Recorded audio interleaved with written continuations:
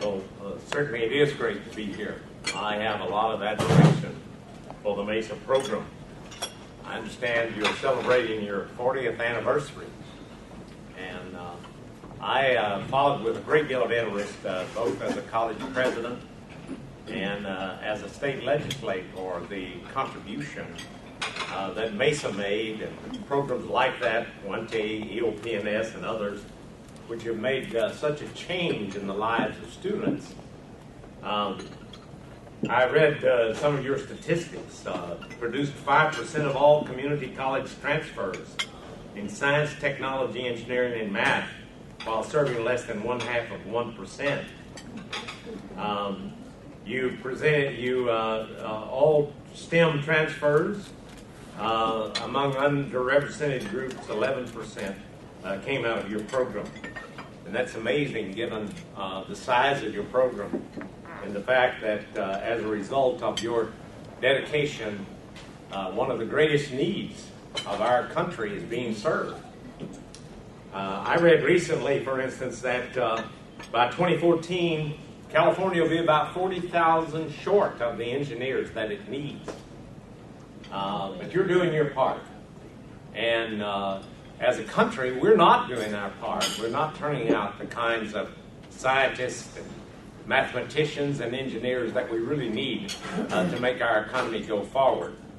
And you particularly address the needs of that population, which sometimes is the most difficult to deal with, not because that they lack aspiration, but that they come from low income.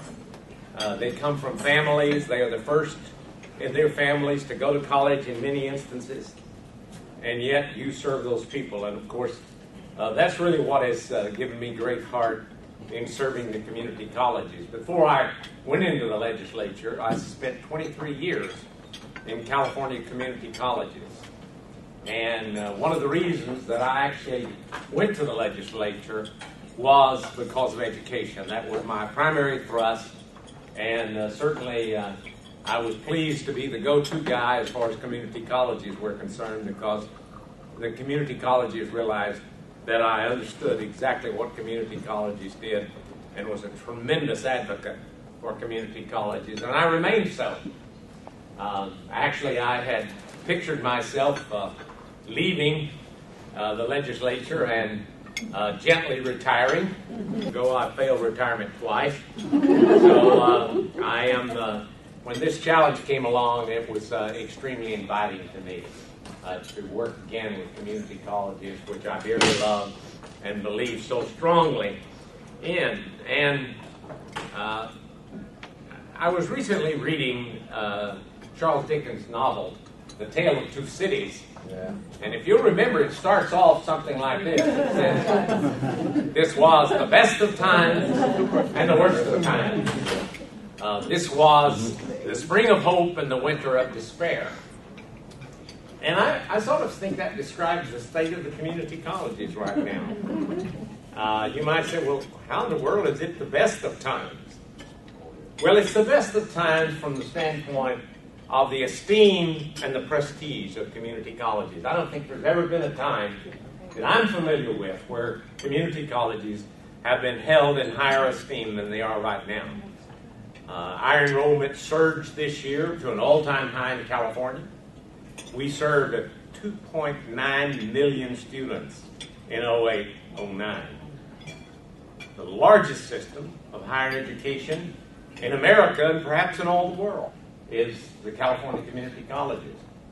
People came to us for job training. They were out of work or they were underemployed. A single mother who discovered that she was living on the minimum wage suddenly raised her aspirations and came back to us in order to get a meaningful job, like a job in nursing or something of similar nature. So we are the first frontier as far as job training is concerned. Many people are coming to us recognizing that we are the best bargain in higher education, and in tough times, why not spend the first 2 years at a community college before transferring?